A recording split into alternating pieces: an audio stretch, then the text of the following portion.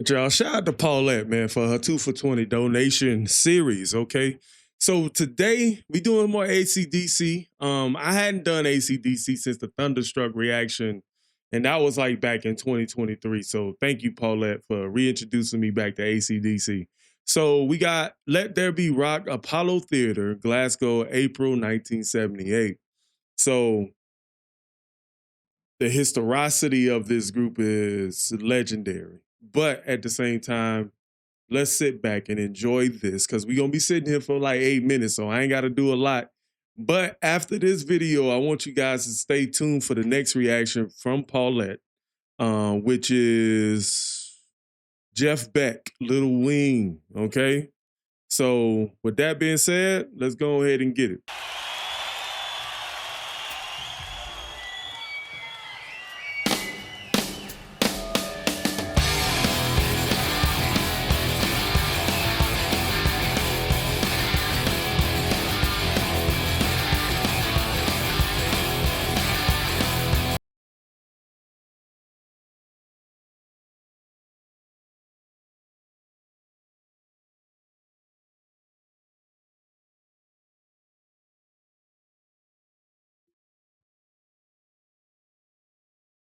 Yo, yo, yo. Yo, yo, yo. Okay, let's go. Uh,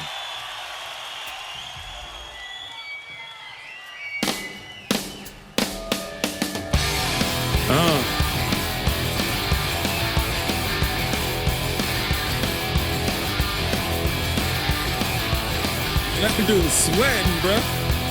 It must be hot in there.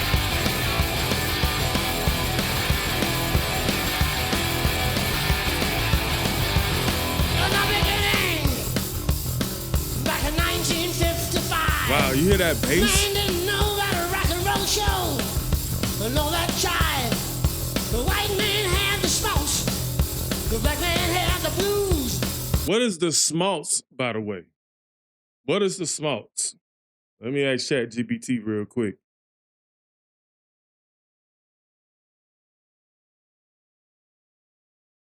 What is the smalts? Schmaltz is a term with a couple of meanings. Traditionally, it refers to rendered chicken or goose fat used in Ashkenazi Jewish cuisine. It's often used as the cooking fat or spread and is known for its rich, savory flavor.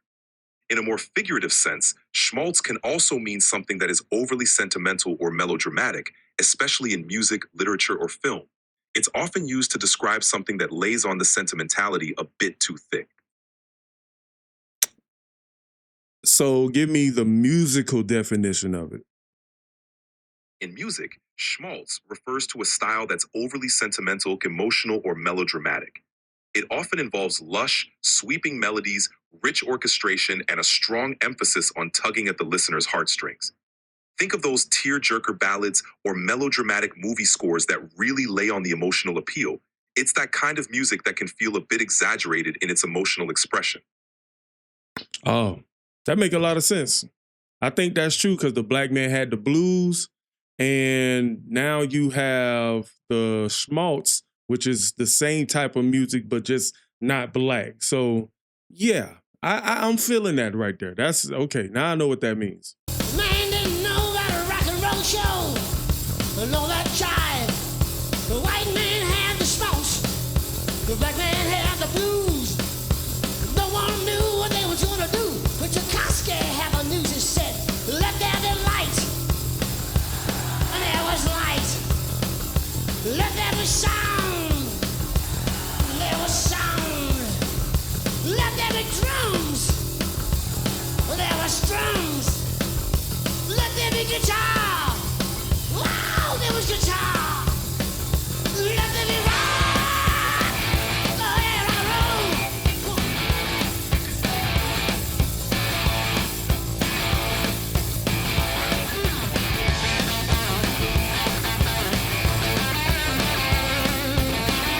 This is the funny thing. Like, I'm more intrigued by when he said Tuskowski said, "Let there be light." You know what I'm saying? So let's go ahead and ask, what did ACDC lyric mean by Tuskowski said, "Let there be light"? In the ACDC song Let There Be Rock, the line Tchaikovsky said, "Let there be light," is a playful reference to the creation of rock and roll music. The song humorously narrates the origins of rock music as if it were a biblical creation, attributing the emergence of key elements like light, sound, drums, guitars, and rock itself to legendary figures. Mentioning Tchaikovsky, a renowned classical composer in this context, is a tongue-in-cheek way of blending classical music's grandeur with the rebellious spirit of rock and roll. Oh, that was a lie. ACDC lying because Chuck Berry and Little Richard are the fathers of rock and roll.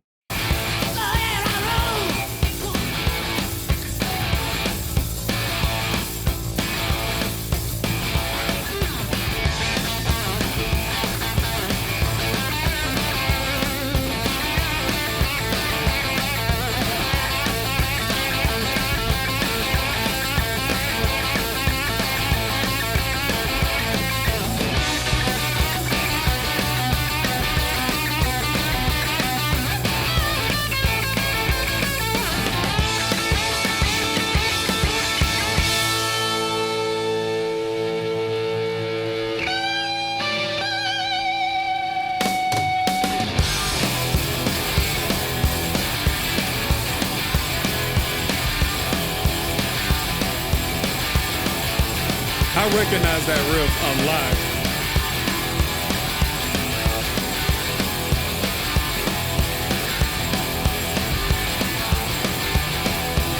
When I came to pass, the rock and roll was born.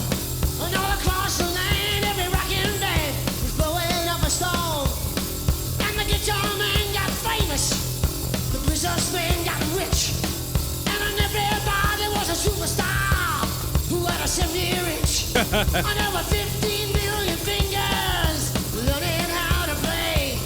And you could hear the fingers picking. And this is what they had to say.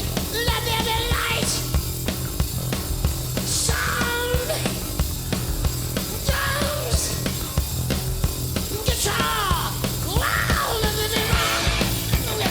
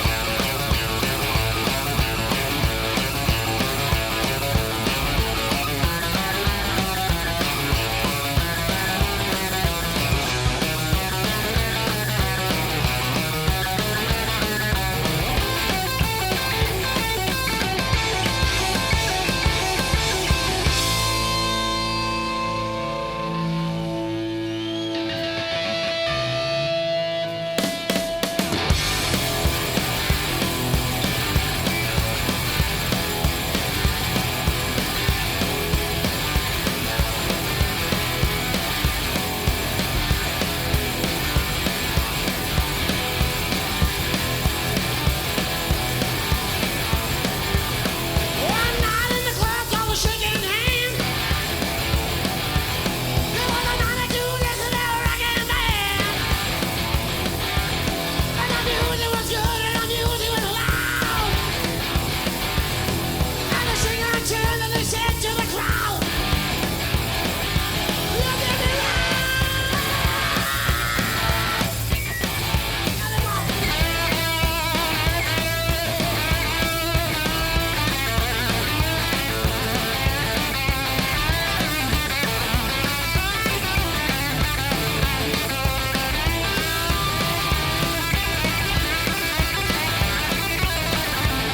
Okay.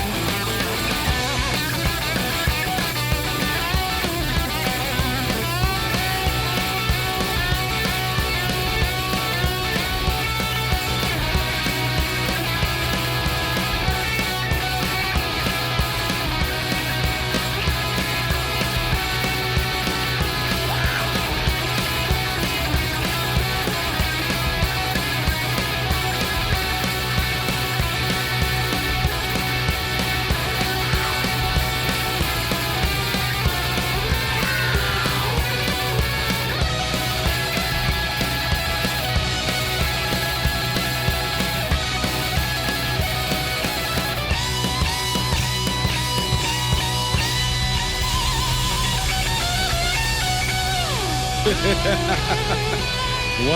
what a show.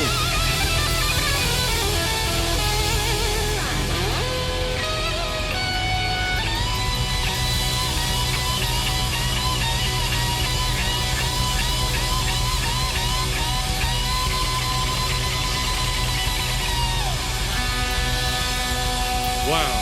The guitarist, dude, the guitarist is having so much fun up there. And the thing about it, what trips me out is that this is before Van Halen, Eddie Van Halen. Eddie Van Halen is making his demos right now. He's a bar guy. He's a cover band. You know what I'm saying? So when you hear performances like this before Van Halen, like he had a lot, like, you know what I'm saying? Because Let That Be Rock, this is out in 1978. You had Ted Nugent, Stranglehold out by this time. And you also you know what I'm saying? You had a what? No, Jimi Hendrix already gone. But you got a lot of other blues guitarists like at that time that just existed. You know what I mean? So it's just wild. It's just wild.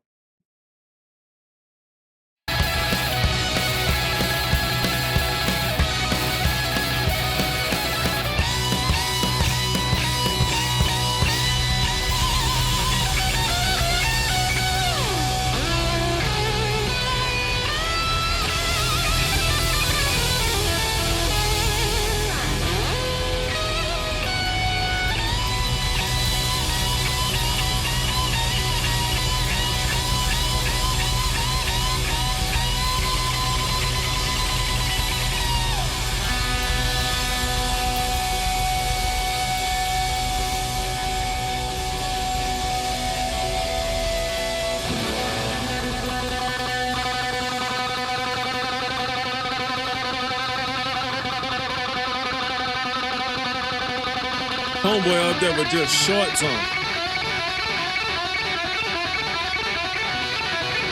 Hold on, who is this dude, bro? He jamming.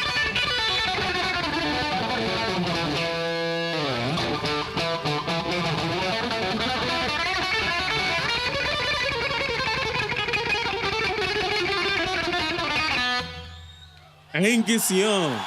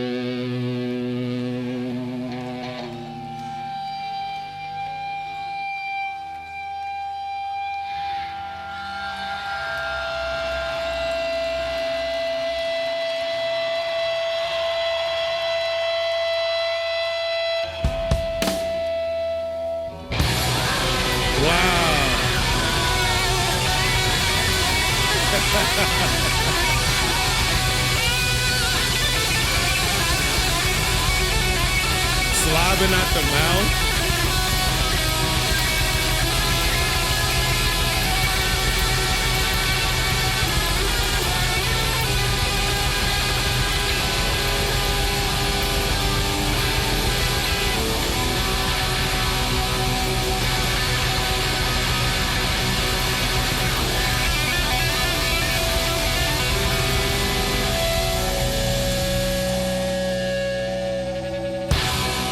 Nice. I ain't got nothing else to say about that, man. Shout out to Paulette. But one thing, I was kind of, when you saw me looking down in the video, like I was kind of looking it up on Chat GPT and everything. So, so apparently, like Malcolm Young and Angus Young are the co-founders of ACDC. You know what I'm saying? Angus is known for the energetic duck walk. He was doing a lot of duck walking. One thing I did not know was that Bon Scott and Brian Johnson, so they had two leads. So is this Bon Scott in 1978? Because according to GPT, it said that in 1980 they changed the leads, but the guy from Brian Johnson is the one that sung Thunderstruck, right? So they sound just alike. Where did they find Brian Young? Oh, he took over after Bon Scott's death. So I guess maybe he wanted to kind of emulate Bon's style that was kind of specific for the band. That makes sense. All right. So with that being said, we're going on to the next reaction right now. You guys can go ahead and come with me when you click that video right here. And I'll catch you guys at another one. All right. Peace.